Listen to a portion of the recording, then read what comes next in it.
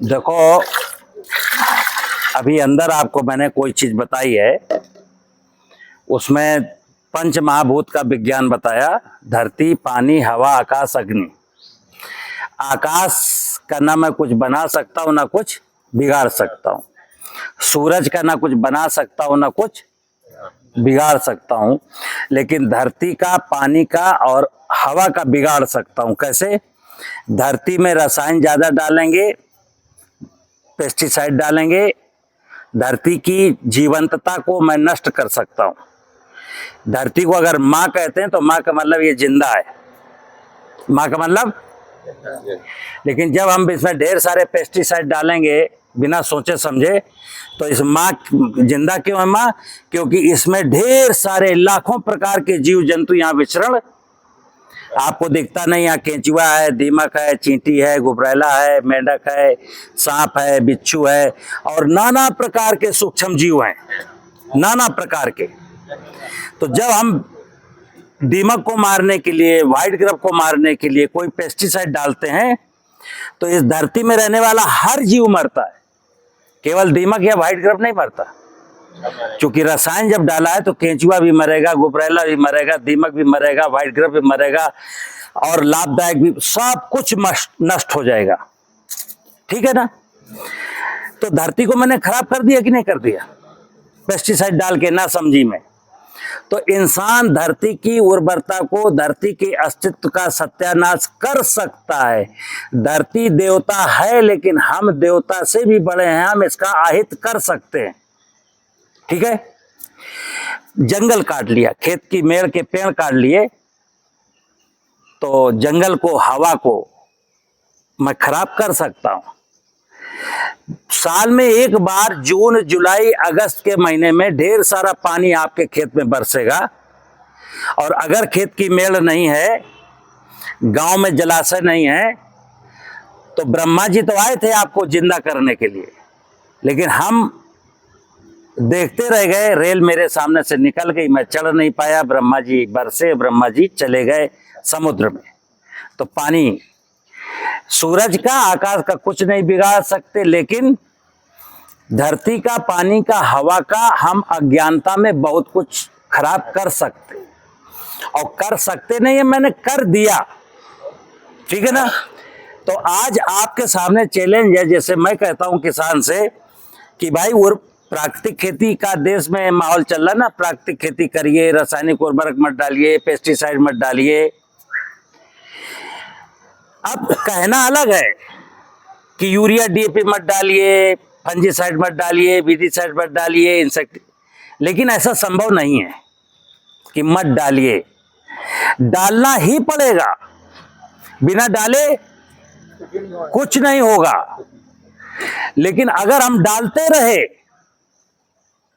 तो वो होगा जिसकी हम कल्पना नहीं कर सकते। हमारे बच्चे सब भीख मांगेंगे कटोरा लेके, पानी नहीं मिलेगा, ऑक्सीजन नहीं मिलेगा, भोजन नहीं मिलेगा, क्योंकि धरती इतनी खराब हो चुकी होगी तब तक कि इसमें बीज भी बोगे तो उगेगा नहीं।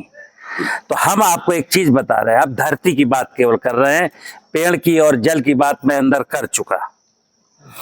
मैं आज दावा कर रहा हूं इतने लोगों के सामने, आप जिसको जिसको समझो, कल आपके पास पूरा समय है 5-5 लीटर की कटिया खरीदना बाजार से और यहां से फ्री ले जाना। इसका नाम है जीवामृत। क्या नाम है? खूब सुना है तुमने, आजकल सुना सबने है जीवामृत। बनाता कोई नहीं है जीवामृत। कोई नहीं बना। क्यों? क्योंकि वो जीवामृत के बारे में जो बताया गया इतने अटहर हैं। 10 किलो गैया का पेशाब लाओ, 10 किलो गैया का गोबर लाओ, फिर 250 ग्राम पेड़ की मिट्टी लाओ, फिर इसमें पानी भरो, 1 किलो बेसन डालो, 1 किलो गुड़ डालो, 72 घंटे के बाद इसको ड्रम को लाद के खेत में ले जाओ, और पहली जब सिंचाई करना पूरा बहा के आना, फिर आना, फिर बनाना, फिर दूसरी सिंचाई में बहाना, फिर बनाना, फिर तीसरी सिंचाई में बनाना, बहाना। अब ये बताओ, किसान का खेत किसान घर से उसके 2 किलोमीटर दूर है, अगर वो एक खेत में बनाएगा जहां उसको रहने का जुगाड़ नहीं है, तो रात को कोई आएगा, फैलाएगा, ड्रम लेके चला जाएगा, नहीं बना सकता। अगर वो घर में बनाएगा तो ये 200 लीटर 200 लीटर 200 लीटर 3 बार, अगर 1 एकड़ जमीन है तो खेत तक कैसे ले जाएगा। तीसरी बात, गैया अगर नहीं है तो पेशाब किससे मांगे, गैया का पेशाब कहां से लाए। और अगर गैया है भी तो 10-10 लीटर पेशाब इकट्ठा कैसे करे। पेशाब इकट्ठा करने के लिए उसको पहले 5-10 हजार रुपए का गैया के नीचे फर्श बनाना है, तभी इकट्ठा हो पाएगा।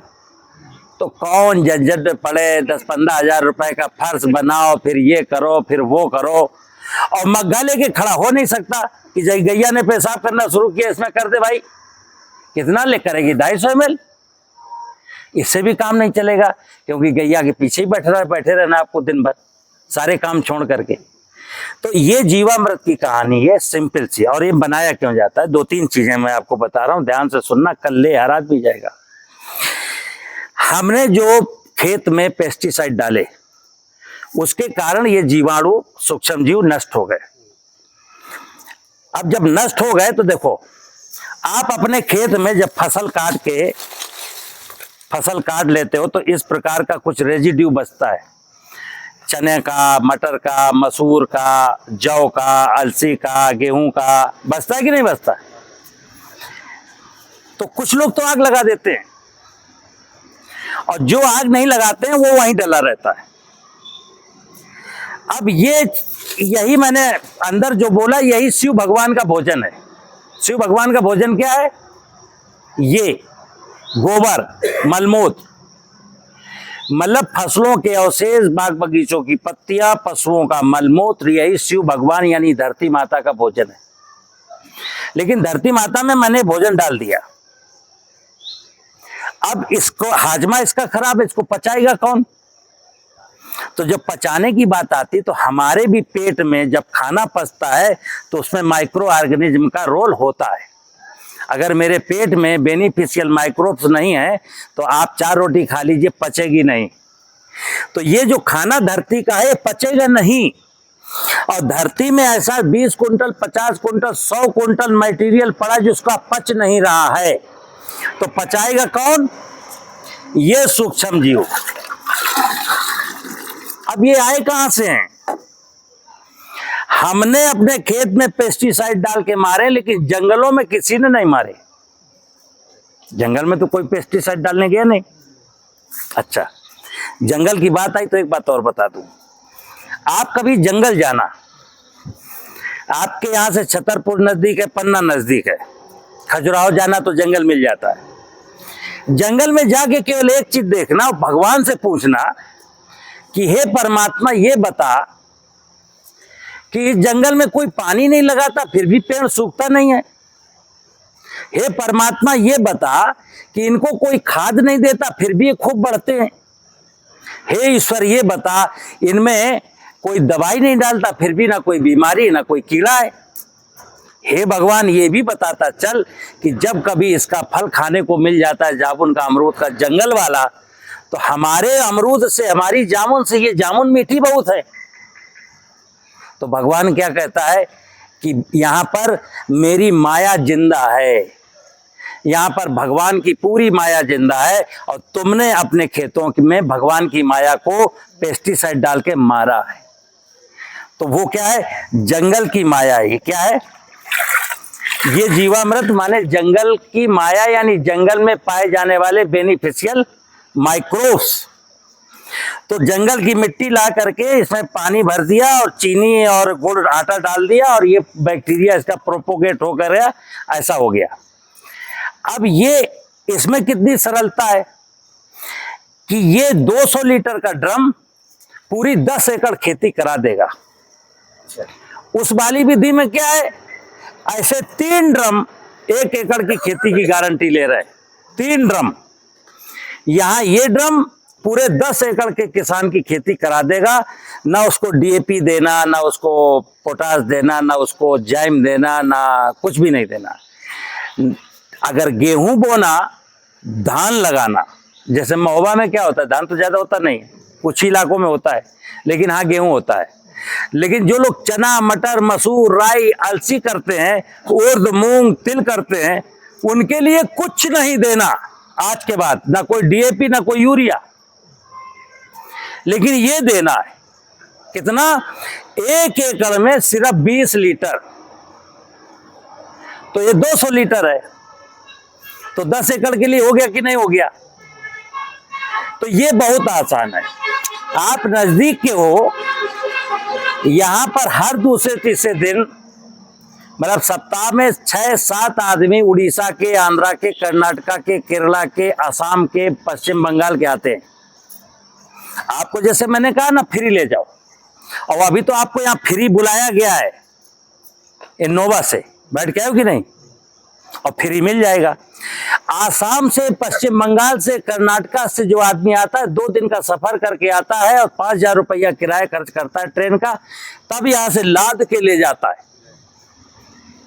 और यहाँ झांसी में मैं लोकल लोगों को बताता हूँ तो लोग मनाने के बाद भी नहीं ले जाते, ठीक है ना। तो होता क्या है, इस क्या काम है, तो मैंने जैसे अंदर बताया कि धरती एक इंडस्ट्री है, शिव की इंडस्ट्री है, शिव बाबा की नगरी है।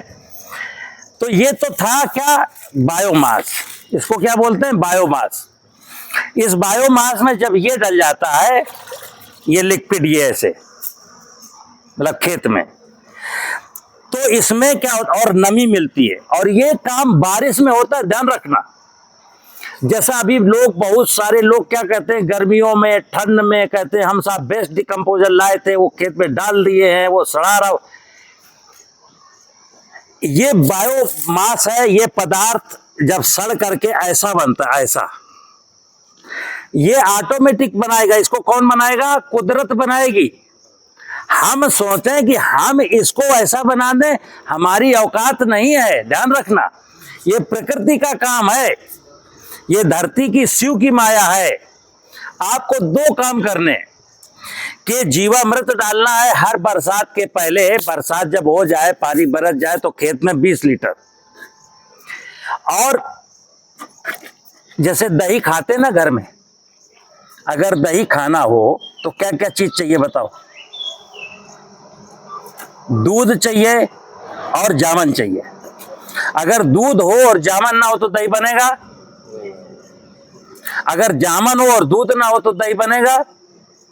सुनना, अगर दूध है और जामन है और आपने ठंडे दूध में जामन लगा दिया तो क्या जमेगा?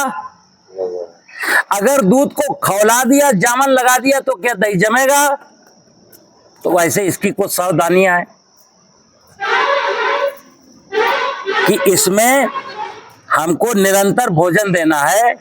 जैसे ये 5 लीटर यहां से ले गए, ऐसे ये आपने अपने ड्रम में डाल लिया, ऐसे ड्रम लेना है, छोटा मत ले लेना, ये खतरनाक भी बहुत है। अगर किसी कुत्ता बिल्ली ने पी लिया ना इतना 2 चम्मच तो मर जाएगा। अगर आपने किसी गेंदा के फूल में इतना डाल दिया, इतना, तो सूख जाएगा, क्योंकि इसमें बहुत बैक्टीरिया हैं, बहुत। इसीलिए कहा ये 20 लीटर की मात्रा 1 एकड़ के लिए पर्याप्त है। जब खेत में पानी भर गया बारिश का तो 1 बाल्टी भरो 20 लीटर की और मग्गा लो, 40-50 जगह इसको फेंक दो। अगर खेत में पानी नहीं भरा, खेत में ओट है, जुताई करनी है, तो इस 20 लीटर की मात्रा लो, 1 कुंटल गोबर की खाद में सूखी हुई इसको छिड़क दो और मिलाओ, खेत में बिखेर दो, पीछे से जुताई कर दो। फसल में केवल 1 बार डालना है। इस सीजन में तिल बोना, उड़द बोना तो डालना है फसल बुआई के पहले, और उस सीजन में चना, गेहूं जो कुछ बोना तब डालना है। इसको रोज रोज पानी के साथ नहीं जाना। जैसे बैक्टीरिया खेत में था नहीं, हमने इनाकुलेट कर दिया। अब लोग कहते हैं इसको पहले पानी में फिर डालो, दूसरे पानी में फिर डालो। ये कोई खाना है क्या? बैक्टीरिया एक बार टीका लगा दिया ना हमने, कहानी खत्म हो गई। अब लोग कहते नहीं इसको 4 बार टीका लगाओ, नहीं, 1 बार केवल। जैसे हम लोगों को कोरोना की वैक्सीन क्या रोज लगती है क्या? 1 बार लग गई, कहानी खत्म हो गई। तो ऐसे 1 बार लगाना है। तो ये करता क्या है कि ये बैक्टीरिया, अगर आपके बायोमास है ना ये वाला, ऐसा ढेर सारा, कितना भी डाल दो जमीन में, ये पौधों के लिए भोजन नहीं बनेगा। हमारा उद्देश्य क्या था? हमारा उद्देश्य है कि मैं गेहूं बोऊं, चना बोऊं, धान लगाऊं, गन्ना लगाऊं, सब्जी लगाऊं, हमको यूरिया, डीएपी, पोटास ना देना पड़े। यही तो उद्देश्य है प्राकृतिक खेती। तो जब urea, DAP, potash, zinc, sulphur कुछ भी ना देना पड़े तो उसका मतलब इस खेत में वो इंडस्ट्री लगा देंगे कि urea, DAP, potash, zinc, sulphur सब कुछ मिलेगा। तो क्या कर रहा हूं, खेत में एक इंडस्ट्री बना रहा हूं। तो इंडस्ट्री में क्या चाहिए, एक लेबर चाहिए और एक रॉ मटेरियल चाहिए। तो ये क्या, बायोमास रॉ मटेरियल है। लेबर कौन है, लेबर ये जीवामृत है। अब भोजन बनेगा किसके लिए बनेगा, जमीन के लिए नहीं, ये भोजन बनेगा जो आप फसल बोने वाले हो उसके लिए। फसलों का असली भोजन है जीवांश।